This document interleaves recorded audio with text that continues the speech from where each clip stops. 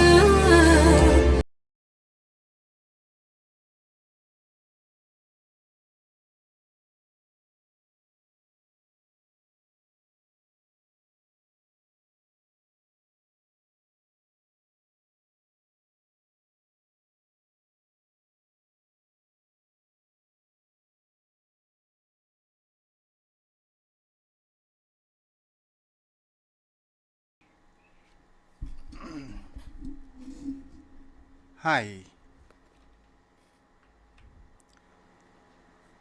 ให้เพื่อให้จนตายแม้สลายแล้วก็ยังให้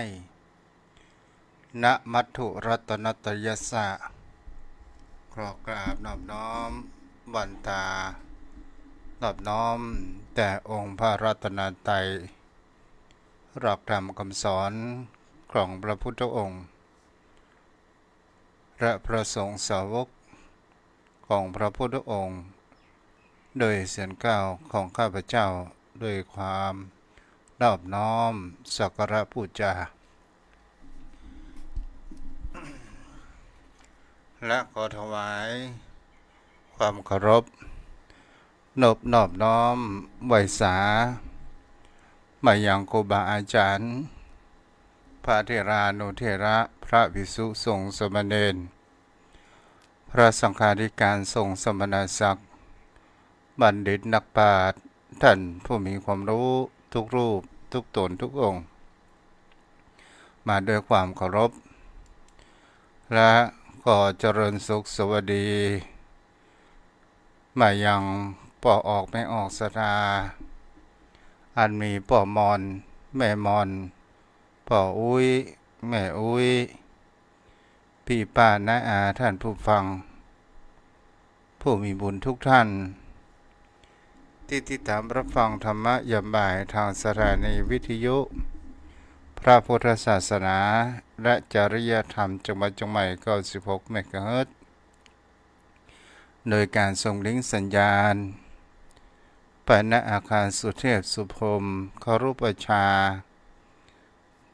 ข้างหอพญาเมืองลายใจกลางเมืองเชียงใหม่ส่งขึ้นอย่างสถานีหลักก็คือวัดพระธาตุดอยสุเทพราชบรวิหารโดยความเอื้อเฟื้อของพระครูบรรพนำวงศ์พรหมผู้อำนวยการสถานีวิทยุแห่งนี้ และขอบคุณในความเมตตาธรรมท่านพระอาจารย์พระมหาประสิทธิ์ประสาธิโกผู้คอยก็ลิงก์และส่งสัญญาณไปถึงยังโยมพ่อโยมแม่ท่านผู้ฟังวันนี้เราก็ได้มาพบปะกันในวันที่24เดือนกันยายนพุทธศักราช2567โยมพ่อโยมแม่วันเวลาผ่านไปเหลือแหมประมาณสัก2 เดือน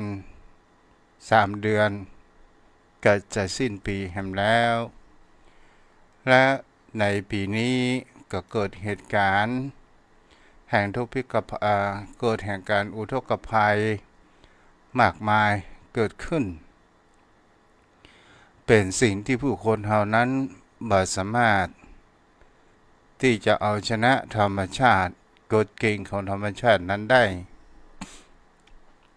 มีคำสอนของครูบาอาจารย์ที่ได้ไว้บอกไว้ว่าธรรมชาติบ่ได้กระท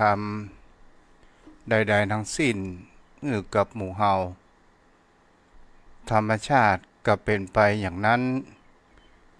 และเป็นสิ่งที่ผู้คนเฮานั้นก็ลองได้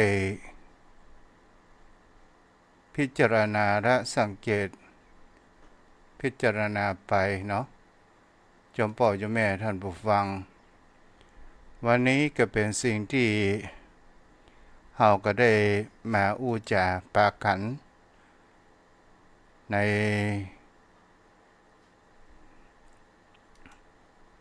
กันเดือน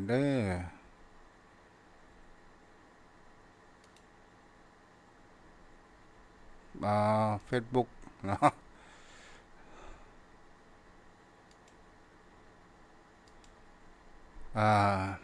คอมเป็นไดโมเนาะเอาละโยมพ่อโยมแม่ท่านผู้ฟังวันนี้ดังที่